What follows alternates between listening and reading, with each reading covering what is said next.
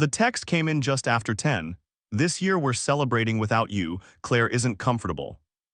I was standing in my living room when I read it, the only light coming from a string of Christmas bulbs blinking softly on a tree I hadn't finished decorating. Half the ornaments were still in the box. The room smelled like pine and dust, like something paused halfway. My name is Douglas Hartman. I was 71 years old then, a retired commercial real estate developer, widowed, living alone in a high-value suburb just outside Carmel Ridge, Colorado. I'd spent 40 years building properties other people called home. I thought I understood ownership. I thought I understood family. I read the message again, slower this time, without you. Not without Dad, not let's talk about this. Just without you. What caught my attention wasn't the exclusion. It was the wording. Claire isn't comfortable, not my son, his wife. A decision delivered through him but not made by him. I didn't feel angry. That surprised me. I felt still, like the moment right before you realize a game has changed. My eyes drifted to the hallway closet. Behind winter coats and old boxes sat documents I hadn't touched in years. A trust, property records. A safe deposit box key taped inside a manila folder. I smiled then, not because the message didn't hurt, it did, but because I suddenly understood something my son clearly didn't. I didn't argue, I didn't ask why. Because arguments are for people who forgot what they still owe. And that's when Christmas stopped being about tradition and started being about leverage. I pulled into the driveway just as the porch light clicked on. That's when my phone buzzed. I hadn't even put the car in park yet. I glanced down, expecting something simple, we're running late or can you grab ice on the way in. Instead, I saw my son's name and a block of text that made my chest tighten before I even finished reading it. This year we're celebrating without you. Claire isn't comfortable. Please respect our boundaries. For a moment, I just sat there with my hands on the steering wheel, the engine still running, the heater humming softly. Wrapped gifts rested on the passenger seat. One box held a handmade wooden train I'd spent weeks restoring. Another was a small envelope with a check I'd planned to slip quietly into my grandson's stocking. I read the message again, then once more, I looked up at the house. The same house I'd helped pick out, the same driveway I'd paved with my own contractor when they complained about cracks. Warm light spilled from the windows, shadows moved inside, laughter faint but unmistakable. I opened the car door anyway. The cold hit my face as I stepped out, carrying the gifts like they still had a destination. I stood there for a second, unsure what I was waiting for. A follow-up text maybe, an explanation, a mistake. Nothing came. Across the street, Mrs. Klein was walking her dog. She slowed when she saw me, gave a small wave. The kind neighbors give when they assume you're about to be welcomed inside somewhere. I smiled back out of habit. I turned, walked back to the car, and carefully set the gifts back where they'd been. I didn't rush. I didn't slam the door. I didn't look angry. I just moved slowly, deliberately, as if this was part of some plan I hadn't explained to anyone. Mrs. Klein watched the whole thing. I got back into the driver's seat and sat there for another minute. The porch light stayed on. No one came out. No door opened. My phone didn't buzz again. Then I drove away. Later that night, my son called. His voice sounded rehearsed, calm in that careful way people get when they're about to justify something cruel. Dad, he said, it's not personal. We're just trying to set boundaries. What? Boundaries? I let the word sit between us. He explained that Claire had been feeling uncomfortable for a while, that holidays were stressful, that it was better this way, healthier, temporary. I asked one question, just one. Since when did I become something you need distance from? There was a pause, then a sigh. It's not like that, he said. You're still my father, we just need space. I thanked him for explaining, told him I understood, told him to enjoy the evening. After we hung up, I sat in my living room for a long time without turning on the TV. The Christmas lights blinked on the half-decorated tree. On, off, that was the first time it really sank in. I hadn't been excluded because of something I'd done, I'd been reclassified, quietly. From father to inconvenience, from presence to problem, and what hurt most was Claire's discomfort. It was my son's willingness to deliver it like a memo. I went to my desk and opened a drawer I hadn't touched in years. Inside were old folders, legal papers, copies of agreements I'd signed back when helping felt simple and trust felt permanent. One document in particular caught my eye, something I'd signed years ago, something described to me as temporary. A small favor. A technicality, a formality to make things easier for them. I held it in my hands and felt a strange calm settle over me. Because for the first time that night, I remembered exactly what I still had my name on. And I realized my son had no idea what that meant. I didn't buy the house to control my son. I bought it to give him a chance. Ethan was 36 when he and Claire came to me with the idea. We were sitting at my kitchen table, the same one where he'd once done homework and complained about math. He looked excited, but there was tension under it, nervous energy, the kind that comes with asking for help without wanting to admit you need it. We found a place, he said, sliding photos across the table. A 2-story home in a clean neighborhood, quiet street, good schools. The kind of house that promised stability. Claire smiled beside him. It's perfect. We can really start our life there. Then came the pause. The bank, Ethan continued carefully, isn't thrilled with my credit yet. Student loans, job changes, they said maybe in a year or two. I didn't hesitate, I had the money. I'd worked my entire adult life to build that security, and this was exactly why. I'll buy it, I said, outright. They both froze. Claire's smile widened. Ethan looked relieved and embarrassed at the same time. We'll refinance later, I added. Once things are settled, this is just temporary. That word mattered, temporary. To make things simple, the house went under my development company. Clean paperwork, clean liability, the bank was happy, everyone was grateful, at least at first. The first year felt good. They invited me over often, asked my opinion on small things, paint colors, appliances, landscaping. Ethan joked that I was their silent partner. Claire hugged me and thanked me every time I came by, but gratitude has a shelf life. It started small. Claire stopped asking before making changes. New furniture arrived, walls were repainted, fixtures replaced. She'd mention it casually like it was always understood. We just wanted to make it feel like ours, she'd say. I never corrected her. Then the language shifted. She stopped saying the house and started saying our house. When friends visited, she talked about how hard they worked to get there. When neighbors complimented the place, she accepted it like a personal achievement. Ethan never contradicted her. I told myself it didn't matter, they lived there. Of course it felt like home. I wasn't interested in titles or praise, I cared about peace. That was my mistake. When refinancing came up, it was always delayed. Next year, Ethan would say, or rates aren't great right now. Claire always agreed quickly. There's no rush, she'd say, everything's working fine. Fine for them. Over time, my role changed. I went from helper to background figure, still allowed but no longer essential. When I raised practical concerns, permits, repairs, expenses, Claire laughed them off. You worry too much, she'd say. This isn't your business anymore. Ethan would smile awkwardly and change the subject. I never pushed. I didn't want to be the father who reminded his child of paperwork and money. I believed respect would naturally balance things out, but respect doesn't survive silence forever. The house became more than a home to them. It became identity, status. Something they felt entitled to, not something they were borrowing, and through all of it I said nothing. Because technically nothing had changed. The mortgage was still in my company's name, the deed was still mine, the title had never moved, not because I was scheming, not because I wanted leverage, because no one ever followed through. That night, after being told not to come for Christmas, I pulled the document out again. I read it slowly, line by line, like you do when something familiar suddenly carries weight. Ownership, Douglas Hartman Development LLC, no amendments, no transfers. No signatures beyond mine. I set the paper down and leaned back in my chair. The house I bought for peace had quietly become something else entirely, and the truth, one my son had forgotten, was simple. The title was never transferred, not then, not later, not ever, and that was about to matter. It happened at dinner, the kind of moment that looks small if you weren't the one living inside it. We were seated around Claire's parents' table, plates half full, wine glasses sweating onto the wood. Conversation bounced easily, work, travel, the weather, until someone asked me a simple question. So Douglas, Claire's father said, what was your favorite project back when you were developing? I opened my mouth to answer. Oh, he's old school, Claire cut in, smiling brightly. Everything was strip malls and spreadsheets back then. The table laughed politely. I paused, then tried again. Actually, the project I'm most proud of was. And he loves to talk about it, she added quickly, patting Ethan's arm. Don't you, Ethan? Ethan smiled, said nothing. I finished my sentence anyway, softer this time, trimming the story down to a few lines. When I stopped, Claire leaned back in her chair. See, she said, so modest. Another laugh, this one sharper. I felt it then, not anger, not embarrassment, but something colder. The realization that I wasn't being interrupted by accident, I was being managed. It didn't stop there. Later, when someone asked how long Ethan and Claire had been in the house, I answered instinctively. About 4 years now, time flies. Claire tilted her head. Well, we've really made it our own, she said. A lot of work went into it. She didn't look at me when she said it. When a cousin complimented the kitchen, Claire smiled. We sacrificed a lot to get here. Ethan nodded along. That nod hurt more than any joke. I waited for him to add something, anything, a correction, a quiet acknowledgement. Dad helped. He made it possible. We couldn't have done it without him. Nothing came. Silence has a weight to it. When it's chosen, it presses down on you.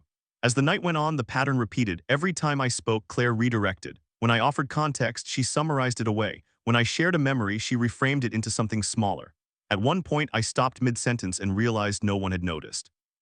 That's when it became clear. This wasn't about jokes. This was about position. Claire wasn't trying to embarrass me. She was redefining me, turning me from contributor to background, from source to footnote. And she was doing it gently enough that objecting would make me look sensitive. Ethan stayed quiet through all of it. On the drive home, I replayed the evening in my head, not the words but the pauses, the moments where my son could have stepped in and chose not to. Silence is a decision. The next few months confirmed it. At gatherings, Claire began answering questions directed at me. If I mentioned stopping by the house, she'd smile and say, "We like to plan things now." If I offered help, she'd laugh lightly. "We've got it handled." Handled? Ethan echoed her language. He started saying we where he used to say I. He glanced at her before answering questions as if checking for approval. I started leaving early, not dramatically, quietly. It was easier than feeling myself fade while sitting in the same room. One afternoon, I stopped by the house to return a tool Ethan had borrowed weeks earlier. I rang the bell, no answer. Through the window, I saw movement. Claire noticed me first. She leaned toward Ethan and said something I couldn't hear. He looked at the door, then away. A minute later, my phone buzzed. "Now's not a good time. Please check before coming over." I sat in my car with the engine running, staring straight ahead. That's when the pattern finally locked into place. The interruptions, the jokes, the silence, the control over access. This wasn't miscommunication, it wasn't stress, it wasn't coincidence, it was strategy. Claire wasn't just uncomfortable with me, she was replacing me. And my son, whether out of fear, loyalty, or habit, was letting it happen. I drove home slower than usual, the streetlights blurring past.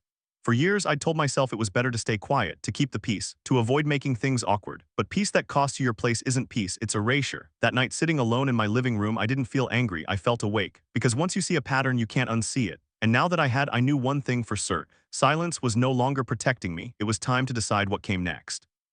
I typed the reply in less than 3 seconds. Understood. That was it, no explanation, no protest, no reminder of who I was or what I'd done. I set the phone down on the table and stared at it for a moment, half expecting regret to rush in. It didn't. What I felt instead was something steadier, colder. Clearer. Most people think silence means you've lost, that you've given up, that you didn't have a response strong enough to send. But silence can be a decision, and decisions carry weight. I'd spent decades negotiating deals where the loudest person in the room always thought they were winning right up until the paperwork came out. I'd learned early that the first person to argue usually doesn't have the upper hand. They're trying to create emotion because they lack leverage. That night, my son expected an argument. He expected guilt, or hurt, or a long message explaining how unfair this was. What he got was nothing. And that unsettled him far more than anger ever could. I made myself a cup of coffee even though it was late and carried it into my study. The room was quiet, untouched, like a place waiting to be used again. I hadn't spent much time in there since retiring, no reason to until now. I opened the bottom drawer of the filing cabinet. The metal groaned softly like it remembered being ignored. Inside were folders stacked neatly exactly as I'd left them years ago. Contracts, trust documents, property records, things you don't think about when life feels stable. I didn't pull anything out right away. I just sat there letting the silence do its work. Defending yourself feels productive. It feels active, but all it really does is invite debate. And debate only matters when both sides have equal footing. Claire wanted me emotional, defensive, reactive. I wasn't going to give her that. I thought back to the moments I'd stayed quiet at dinners, at holidays, in my son's living room. Back then, my silence had been about keeping the peace, about not rocking the boat. This silence was different. This was restraint, and restraint isn't passive, it's disciplined. I finally pulled out the folder, the same one I'd noticed earlier. I opened it carefully like you do when something familiar has suddenly become important again. There it was, clean, undeniable. I didn't feel triumphant looking at it. I felt grounded, like my feet had found solid ground after months of standing on something soft and shifting. Silence gives you space to think, to see patterns clearly, to understand where things actually stand when no one is shouting. And what I understood in that moment was simple. I wasn't being pushed away because I was wrong. I was being pushed away because I was inconvenient, because as long as I stayed quiet and present but powerless, everything worked for them. The moment I stopped playing that role, the balance changed. I put the folder back and closed the drawer. Then I sat there and thought, not about revenge, not about punishment, but about timing. I wasn't going to storm in and announce anything. I wasn't going to make threats. I wasn't going to expose anyone publicly. I was going to wait. Waiting isn't weakness either, it's patience with direction. I walked back into the living room and looked at the half-decorated tree again. The lights blinked steadily like a quiet heartbeat. On, off, Christmas was coming, with it, expectations, pressure. Family optics, and that's when it formed in my mind, not as anger, not as urgency, but as a line I would cross. A deadline, not one I announced, not one I texted, one I set privately for myself. I wasn't going to be erased quietly. I wasn't going to argue my way back into relevance. I was going to let time do what it always does when the truth is sitting in a drawer waiting to be acknowledged. I turned off the lights and headed to bed feeling calm in a way I hadn't felt in months. Because when you stop defending yourself, you start seeing clearly. And in that clarity, I knew exactly how long I was willing to wait. The deadline had appeared. And once it arrived, things were going to change, whether anyone was ready or not. I didn't plan the visit to make a scene. That's what made it effective. 3 days after the text, I drove over in the late afternoon, the hour when people are usually home but not yet settled. I parked in the driveway like I always had, same spot, same angle. I turned off the engine and sat there for a moment, letting the quiet settle. No anger, no rehearsed speech, just intention. I stepped out of the car and walked toward the front door. Before I could knock, it opened. Ethan stood there, eyes wide, like he'd been caught in the middle of something he didn't want explained. "Dad," he said quickly, what are you doing here?" "I was nearby," I replied calmly, "thought I'd stop in." His shoulders tightened, he glanced over his shoulder, then back at me. "You should have texted." "Probably," I said. That single word threw him off. He'd expected pushback, defense, maybe even guilt. Instead, I stepped inside. He froze. "Dad," he said more urgently now, "Claire S. not." "I won't be long," I said, taking off my coat. The house felt different, familiar but tense, like a place holding its breath. I noticed things right away: new lighting, fresh paint, expensive touches done quickly, not carefully. Ethan followed me into the living room, running a hand through his hair. "She's not going to like this," he muttered. "I'm not here for her," I said evenly. That made him stop. I sat down. That simple action shifted everything. People don't realize how much power is communicated through posture. Sitting instead of hovering, waiting instead of rushing, calm instead of urgency. Ethan stood there, unsure what to do next.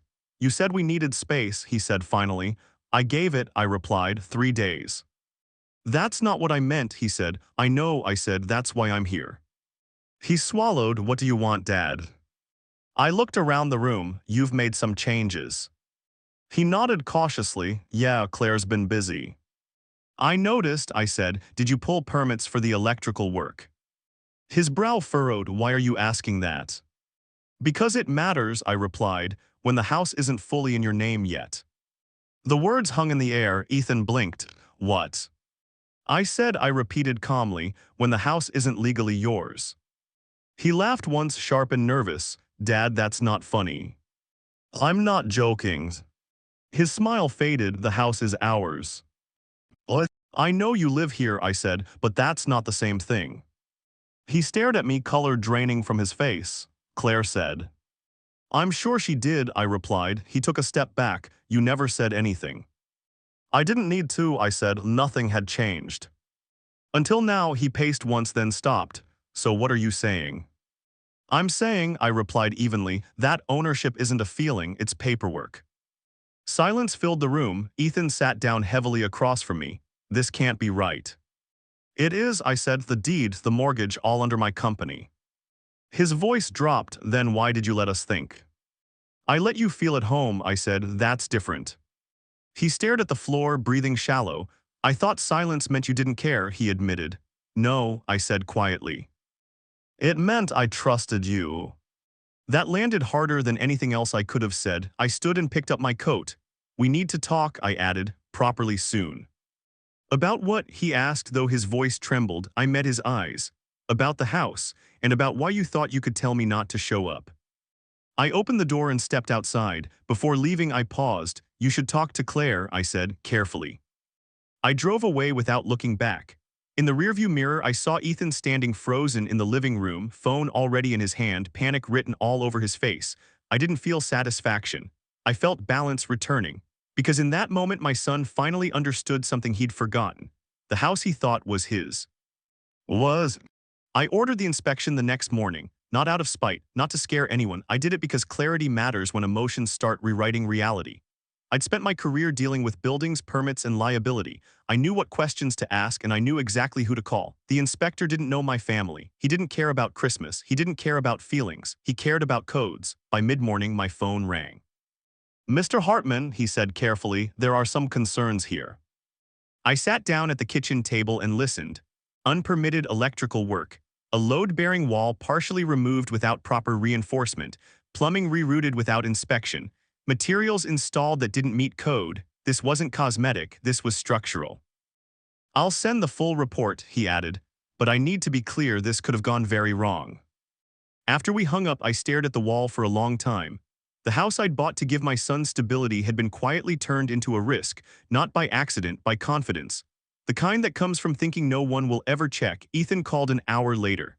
Dad, he said, breathless, there's an inspector here. Claire's freaking out. What's happening? I ordered it, I replied calmly. There was a long pause. Why? Because it's my property, I said, and because changes were made without permits. That's not fair, he said quickly. Everyone does renovations. Everyone who wants to pay later, I replied. By evening, the report was in my inbox. I printed it out and spread the pages across my table, page after page of violations. Estimates attached in black ink that made my chest tighten, 6 figures, just to bring the house back to code. I knew immediately what that meant. Ethan and Claire didn't have that kind of money, not even close, and suddenly the entitlement made sense. The urgency, the way Claire had pushed me out so cleanly, she wasn't just uncomfortable, she was exposed. That night, Ethan came over alone. He looked shaken, like someone who'd realized too late that they'd been standing on thin ice. She said it was fine, he told me. She said permits were optional, that you were overreacting. I slid the report toward him. He read silently. His shoulders sagged with every page. This could bankrupt us, he whispered. It could have already, I said, if something had gone wrong. He rubbed his face with both hands. We don't have this kind of money. I know, I said gently. That's when my phone buzzed. Claire, I answered. What did you do? She demanded, skipping hello entirely. I inspected my property, I said evenly. You're trying to ruin us, she snapped. Do you have any idea how this looks? I know exactly how it looks, I replied. Unpermitted work on a house you don't legally own. Her breath hitched, then her tone changed. Low, sharp, calculated. If you keep pushing this, she said, I'll go public. Ethan looked up sharply. What does that mean? It means I'll tell everyone how controlling you are, she continued. How you use money to manipulate your son.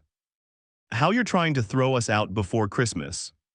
I didn't raise my voice. Tell whatever story you need to, I said. The documents won't change.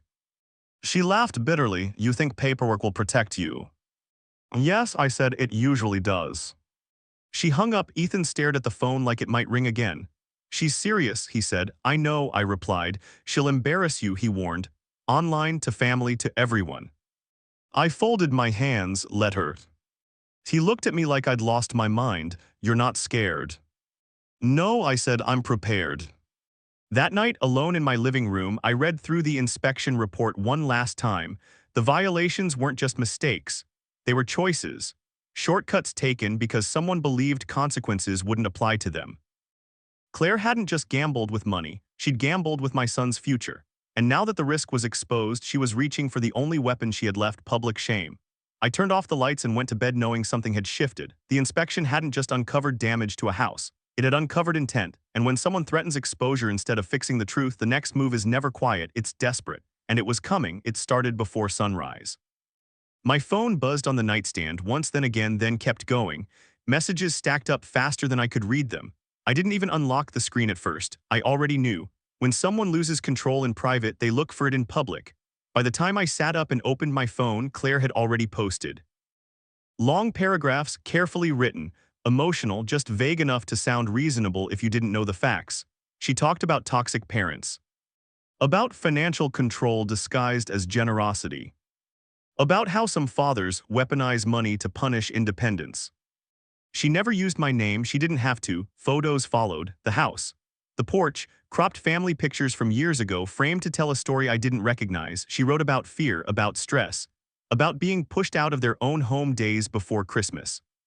The comments exploded, strangers offering sympathy, friends of friends sharing it with captions like "This breaks my heart," distant relatives messaging me instead of calling, asking questions they'd never asked before. My son commented once, "Please stop. This is private." That was it, Claire replied with a heart emoji and kept posting. I set the phone face down on the table. I didn't defend myself, I didn't correct the lies, I didn't post screenshots or explanations. Silence unsettles people who expect a fight. By noon, the story had grown legs. Screenshots traveled faster than truth ever does. I'd seen this before in business disputes. Emotion spreads quicker than facts, especially when the villain doesn't speak. Still, I stayed quiet. Instead, I made one call. Marion Feldman answered on the second ring. We worked together years ago during a zoning dispute. Smart, direct, no patience for drama. Marion, I said calmly, I think my daughter-in-law is trying to destroy my reputation. There was a pause, then send me everything. What? I did the posts, the messages, the inspection report, the deed, the mortgage, the text telling me not to show up unannounced. We met that afternoon in her office. She read silently for a long time, scrolling, highlighting, making notes. When she finally looked up, her expression was steady. You've done nothing wrong, she said, legally or ethically. That won't stop the noise, I replied. No, she agreed, but it changes how we respond. I don't want to respond publicly, I said. She nodded. Good, let her keep talking. I frowned, that's it. For now, she said, every post she makes is evidence, harassment, defamation, intent, and she's doing it voluntarily. I leaned back in the chair. She's trying to shame me into backing down. Marion smiled thinly. That only works if you're more afraid of embarrassment than facts. She tapped her pen against the desk. There's something else. What? People who escalate this fast usually have something to hide. I felt my chest tighten slightly, meaning this isn't just about boundaries or failings, she said. This is about leverage slipping. I thought about the unpermitted renovations, the debt, the way Claire controlled access to my son, the speed of the smear. You think there's more, I said. I think, Marion replied carefully, we shouldn't assume this is the whole story. She opened a drawer and slid a business card across the desk. What's this? I asked. Private investigator, she said. Former financial crimes unit, discreet, thorough. What? I didn't pick it up right away. I don't want to hurt my son, I said quietly. Marion nodded. Then the best thing you can do is make sure there are no surprises. Truth hurts more when it comes from the wrong direction. Outside her office, my phone buzzed again. Another post, another caption, another comment thread filled with people who'd never met me deciding who I was. I didn't look, because if Claire thought she could bury me online, she'd misunderstood something fundamental. I wasn't fighting a popularity contest. I was preparing for the truth. I picked up the card and slipped it into my pocket. That night, as I sat alone in my quiet living room, the Christmas lights blinking on the unfinished tree, I felt something settle in me. Not fear, not anger, focus. Because when someone tries to destroy your name instead of fixing their mistakes, the story is never as simple as they want it to be. And soon I was going to know exactly what Claire was so desperate to keep hidden. The investigator's name was Mark Ellison. His voice was calm when he answered the phone, professional in a way that didn't invite small talk. After I explained the situation, he paused for a moment before speaking again. If you want the truth, he said, you need to be ready for it.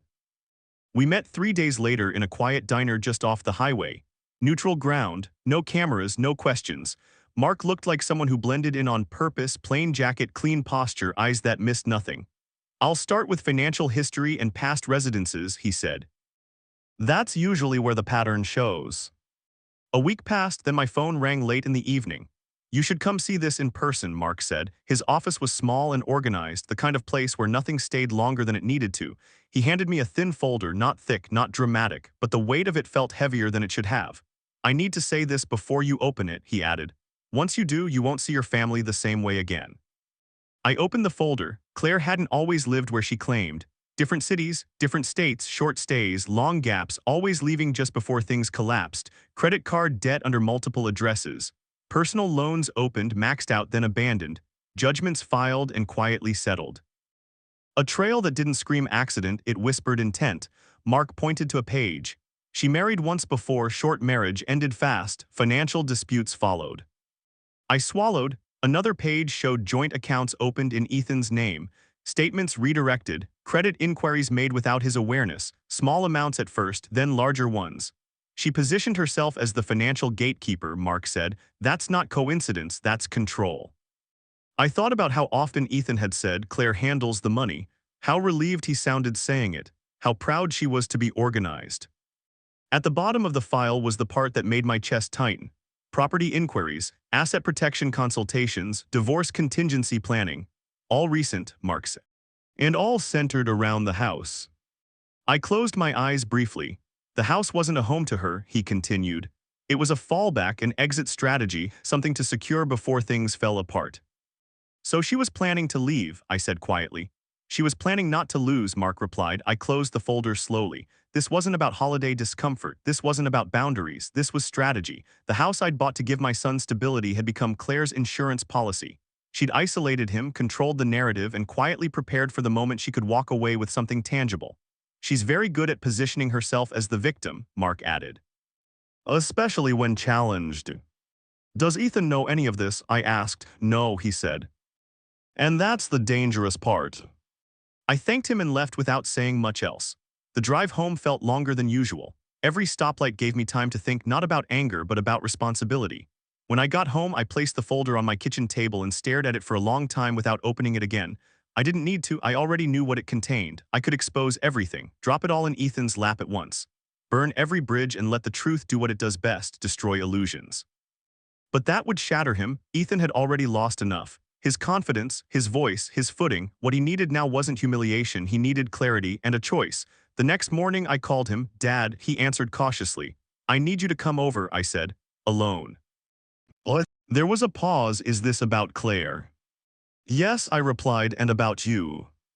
Another pause, longer this time. Okay, he said quietly, I'll be there. I ended the call and looked at the folder one last time. By the end of the day, my son would know the truth, not shouted, not weaponized, placed carefully in front of him, because whatever came next wouldn't be decided by threats or silence, it would be decided by him. And for the first time since this all began, I wasn't bracing for the outcome. I was ready for it. Ethan arrived just after sunset. He stood on the porch longer than necessary before knocking, like he was trying to slow his breathing. When I opened the door, he didn't step forward for a hug. He just nodded, eyes tired, shoulders tight. Dad, he said quietly, come in. What? We sat at the kitchen table. I didn't offer coffee. I didn't make small talk. I placed the folder between us and slid it forward without opening it. He stared at it. What's that? The truth, I said, not the version anyone's been feeding you. He leaned back slightly. If this is about the house again.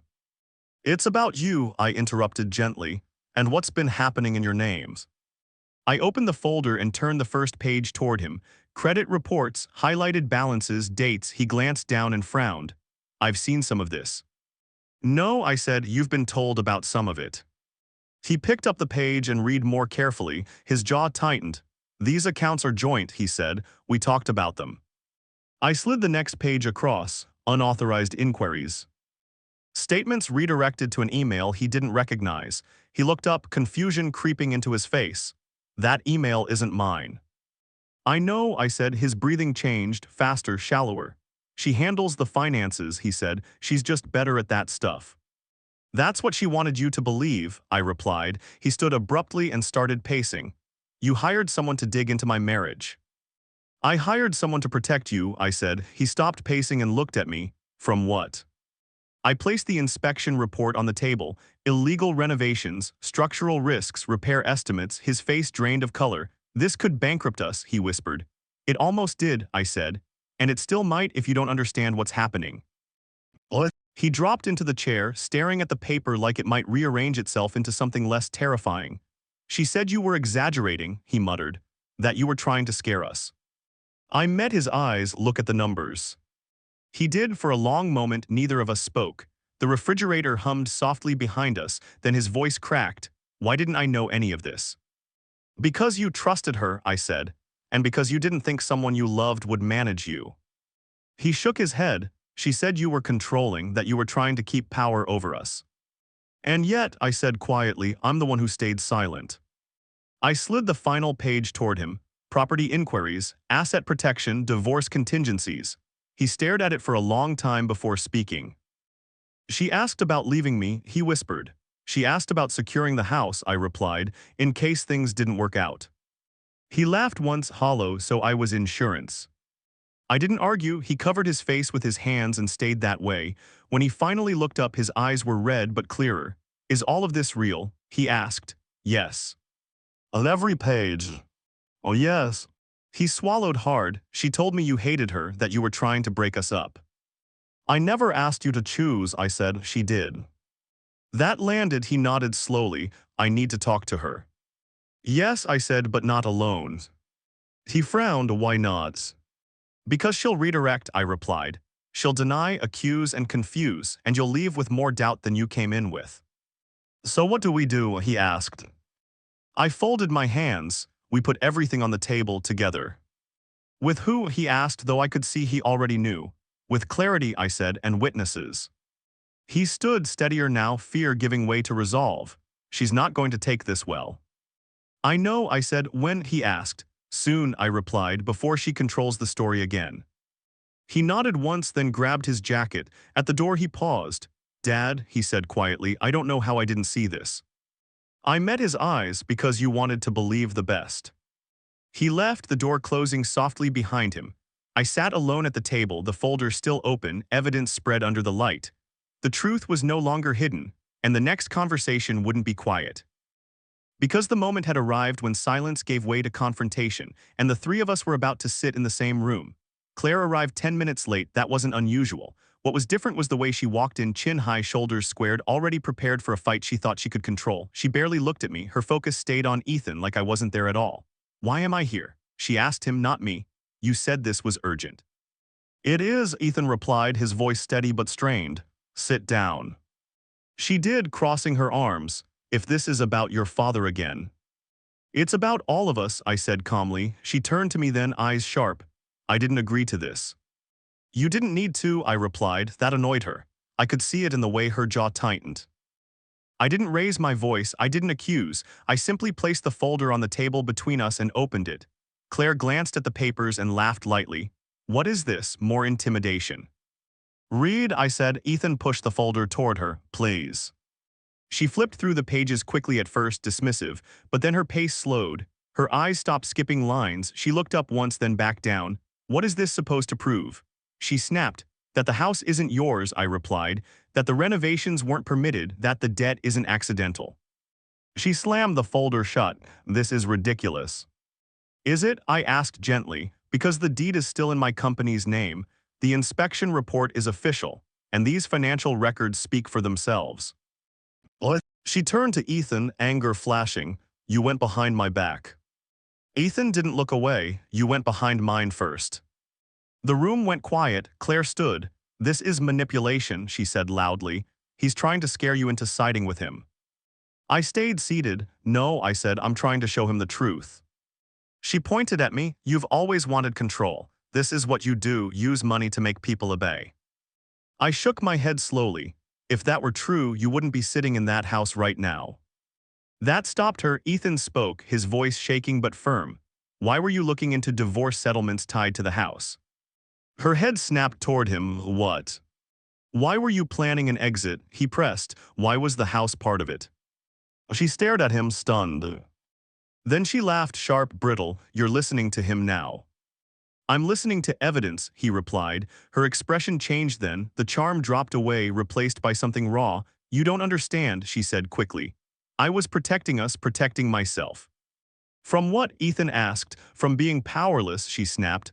From being at his mercy forever. I spoke quietly. You were never at my mercy. She rounded on me. You own the house. Yes, I said, and I let you live there without interference, without rent, without pressure. That's not freedom, she shot back. That's a leash. Ethan stood. Then why didn't you tell me any of this? She hesitated just a second too long. Because you wouldn't have understood, she said finally. That's not your decision, he replied. Her voice rose. You're choosing him over me. I'm choosing reality, Ethan said, and I'm choosing to stop being managed.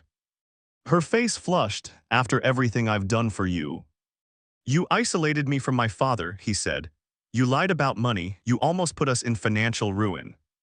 She stepped back, breathing hard. So this is it, you two planned this. No, I said calmly, you did. That's when she lost control. She slammed her hand on the table. You think you've won, she shouted. You think this ends well for you. I didn't move. Ethan looked at her like he was seeing her for the first time. You told me he was the problem, he said quietly, but every page in that folder has your fingerprints on it. Her voice cracked into a scream. I will not be humiliated like this. I stood then, slowly. This isn't humiliation, I said, it's consequence. She stared at me with pure rage. You'll regret this, she hissed. I met her gaze, calm and unflinching. No, I said, you will. The room vibrated with the aftermath of her words, her breathing sharp, her control gone. And in that moment, I knew the hardest part was over, because when someone explodes instead of explaining, they've already lost, and Claire was just getting started. The notice arrived on a Tuesday morning, clear sky, cold air, the kind of quiet that makes every sound travel farther than it should. I wasn't there to watch it happen. I didn't need to be. Some moments carry more weight when you hear about them after, when the shock has already rippled outward and there's no way to soften it. The sheriff knocked once, then again. Claire opened the door. He introduced himself politely, handed her the envelope, and explained calmly, professionally, that she had been served with an official notice to vacate the property pending court review. Temporary occupancy rights suspended. Inspection violations cited. Ownership clearly established. Witnesses present. Neighbors watched from across the street. Curtains shifted. A garage door paused halfway up, then stayed there. Someone pretended to check their mail for far longer than necessary. Claire didn't read the paper. She exploded. Her voice carried, sharp, accusing. Loud enough that no one missed a word. "This is harassment," she shouted. "This is abuse of power." The sheriff didn't react. He'd heard worse. Ethan stood behind her on the porch, pale, silent. He looked like someone watching a bridge collapse while standing safely on shore, relieved he wasn't falling, shaken by how close he'd been. Claire turned on him. "You're just going to let this happen?" She screamed, "Say something." He didn't. That was the moment everything collapsed. Control only works as long as everyone plays their part. The second one person stops responding, the structure caves in. The sheriff explained next steps. Deadlines, court date, temporary restrictions. Claire barely listened. She was too busy spiraling, threatening lawsuits, shouting about social media, promising consequences that sounded less convincing every time she repeated them. Someone across the street raised their phone. That stopped her for just a second. She realized this wasn't happening in private. This wasn't a narrative she could manage with captions and cropped photos. This was paperwork, authority, a paper trail that didn't care how loud she got. The sheriff left. The porch went quiet. Neighbors retreated, pretending they hadn't seen anything. But the damage was done. Reputation doesn't shatter loudly. It cracks under observation. Ethan followed her inside. What happened after that, I only know because he told me later. She paced, accused, cried, promised revenge, swore she'd expose me. Then begged him to fix it. When that didn't work, she blamed him. "You chose him," she said. "No," Ethan replied. "I chose not to lie anymore." That night my phone rang. "Dad," Ethan said, voice low, exhausted. "She's packing." I didn't respond right away. "There's a court date," he continued, 2 weeks. "I know," I said. He exhaled. "I never thought it would come to this." "Neither did I replied, "but here we are." There was a pause, then quieter. "I'm sorry." I closed my eyes. "I know," I said. After we hung up, I sat in my living room and looked at the Christmas tree again, still half decorated, still blinking. The season kept moving, indifferent to human drama. The eviction hadn't been about punishment. It had been about reality catching up. Claire had built her control on assumptions, on silence, on access, on the belief that no one would ever push back. Now those assumptions were gone, and with the court date set, the final version of the story was no longer hers to tell. It would be decided in a room where facts matter more than feelings. And when that door closed behind us, there would be no more shouting, only truth. The courtroom was smaller than I expected. No grand speeches, no drama. Just wood benches, muted light, and a judge who looked like she'd seen every version of this story before. People walking in, convinced emotion might outweigh evidence. Claire sat at the far table with her attorney, posture stiff, jaw tight. She wore confidence like armor, but it didn't fit as well anymore. Ethan wasn't beside her. That was the first thing I noticed. When my name was called, I stood and took my seat next to Marion. She gave me a small nod, calm, ready. The judge began by reviewing the basics: ownership, inspection reports, filing dates. Her tone was steady, neutral, almost bored. That's never good news for someone hoping for sympathy. Claire's attorney tried first. He spoke about family conflict, about misunderstandings, about intentions and emotional harm. About how eviction before the holidays was unnecessary cruelty.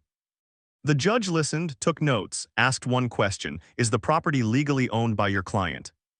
The attorney hesitated. "No, Your Honor." That was it. Marion stood next. She didn't raise her voice. She didn't embellish. She walked the judge through documents: clean, chronological, undeniable, deed records, inspection violations, financial exposure, attempts at resolution, screenshots of public accusations. Facts don't need tone, they need order. Claire interrupted once. "This is about control," she said sharply. "He's punishing us because I set boundaries." The judge looked up slowly. "Ms. Hartman, you will speak through your counsel." Claire sank back in her chair, lips pressed tight. When the judge finished reviewing the file, she leaned back slightly and folded her hands. "This court does not adjudicate feelings," she said. "It adjudicates law." She ruled quickly, ownership affirmed, eviction upheld. Renovation damages documented, legal fees awarded to me. Claire's shoulders dropped as if something inside her finally gave out. There is clear evidence, the judge continued, that the respondent acted without legal authority, engaged in unpermitted modifications, and attempted to manipulate public narrative to pressure the rightful owner. Public narrative, that phrase landed hard. Court is adjourned. Just like that, it was over. Outside the courtroom, reporters weren't waiting. This wasn't newsworthy, that was the point. The truth rarely makes noise. Claire walked past me without looking up. Her attorney whispered something to her. She shook her head, eyes glossy, jaw trembling, not with sadness but with rage she no longer knew where to aim. Ethan wasn't there to absorb it. I stepped outside into the cold air and felt something loosen in my chest. Not victory, not relief, finality. That evening my phone rang. It was Ethan. "Dad," he said softly, "can I come by?" "Of course," I replied. When he arrived, he was alone. No tension behind his eyes this time, just exhaustion. He stood in the doorway for a moment before stepping inside like someone entering a place they hadn't realized they'd missed. "I didn't know who I was anymore," he said quietly. "Until today." I nodded. That happens when someone speaks for you too long. He sat down, hands clasped, staring at the floor. "She blamed you for everything, even after the ruling." "That's because accountability feels like an attack when you're used to control," I said. He looked up at me then. "I should have listened sooner." "You listened when it mattered," I replied. Outside, snow began to fall, slow, steady, indifferent to everything that had just ended. The legal battle was over. The house was mine again, but the most important thing wasn't the ruling. It was the knock I heard later that night, soft, hesitant, the sound of my son coming back. Not as someone defending a story, but as someone ready to rebuild himself. And that was only the beginning. Ethan didn't apologize right away. He sat across from me at the kitchen table, shoulders slumped, hands wrapped around a mug he hadn't touched. The house was quiet in that deep late-night way where even small sounds feel louder than they should. "I don't know how to say this," he finally said. "You don't have to rush," I replied. He took a breath. "I failed you." That was the apology, not defensive, not qualified, no, but just the truth said plainly. "I let her speak for me," he continued. "I let her decide who was allowed in my life, and I told myself it was peace." I nodded. "Peace that cost you your voice isn't peace." He swallowed hard. "I told myself you were strong enough to handle it, that you didn't need me to step in." "That's a common mistake," I said gently. "Strength doesn't mean silence doesn't hurt." His eyes filled, but he didn't look away. "I'm sorry, Dad." This time I let it land. We talked for hours that night, about control, about fear, about how easy it is to confuse love with obligation when someone keeps moving the line.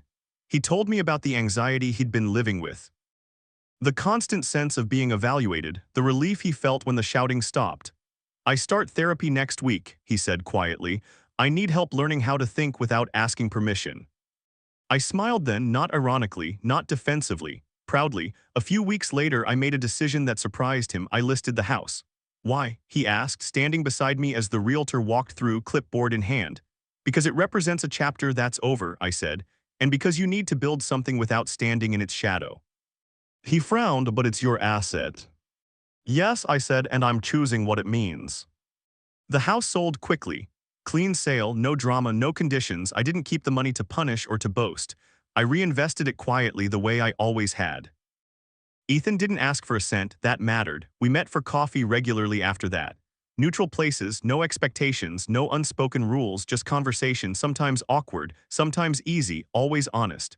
One afternoon he looked at me and said, "I feel like I'm meeting you for the first time." I understood what he meant. When control leaves a relationship, truth has room to breathe. That night after the house closed, I drove home alone and sat in my living room staring at the empty corner where the Christmas tree had been. The lights were gone. The season had passed, so had the tension. I wasn't relieved I'd won. I was relieved I hadn't lost him. As I turned off the lights and headed to bed, I felt something unfamiliar and welcome settle in my chest. Space. The kind you need to start again, because the house was gone, but my son was back. And whatever came next would be built on something far stronger than ownership. It would be built on choice. And that meant a new life was beginning for both of us. Silence changed my life, but not the way people think it does. For a long time, I believed silence meant endurance, that it was the price of being the bigger person, that if I stayed calm long enough, things would eventually correct themselves. I was wrong. Silence doesn't fix anything on its own. It only works when it's chosen with clarity. After the house sold and the legal dust settled, my days grew quieter in a different way. No tension in my chest when my phone buzzed. No rehearsing conversations in my no wondering if I'd said too much or not enough. I woke up early again, not because anxiety dragged me out of sleep, but because I wanted to. I made coffee and read the paper at the kitchen table. Some mornings Ethan joined me. Other mornings I sat alone and enjoyed the fact that being alone no longer felt like rejection. That's what peace really is, not noise disappearing but pressure lifting. Boundaries followed naturally. I didn't announce them, I didn't lecture. I simply stopped accepting situations that required me to shrink. I showed up where I was welcomed. I stepped back where I was, and something interesting happened. People adjusted. Ethan learned to speak for himself. He didn't ask permission before having opinions anymore. He didn't apologize for existing. He told me therapy was hard but worth it. I'm learning the difference between compromise and surrender, he said once. That sentence alone told me everything I needed to know. As for Claire, I didn't hear much after the court date, and that was fine. Closure doesn't always come with apologies. Sometimes it comes with distance. Dignity doesn't shout. It doesn't need to win arguments. It just refuses to be erased. I thought often about the man I'd been at the start of all this, standing in a driveway with wrapped gifts, smiling politely as I was quietly uninvited from my own family. I don't judge him. He did what he thought love required. But love without respect isn't love, it's obligation. And respect is not negotiable even in family. If there's one thing this experience taught me, it's this: being calm doesn't mean being passive. Silence doesn't mean surrender, and walking away doesn't mean you've lost. Sometimes it means you finally chose yourself. I still decorate a Christmas tree now. I finish it. Every ornament goes up, not because tradition demands it, but because I enjoy it again. And when people ask me how I handled being pushed out, I tell them the truth. I didn't fight, I didn't beg, I didn't shout, I waited. I prepared, and I remembered who I was. If this story resonated with you, if you've ever been made to feel small in your own family or told to disappear quietly, I hope it reminds you of something important. You don't have to explain your worth to people who benefit from ignoring it. If you want more stories about quiet justice, regained dignity, and the power of choosing yourself, make sure to subscribe. Because sometimes the strongest move isn't showing up louder. It's knowing when and how to stand your ground.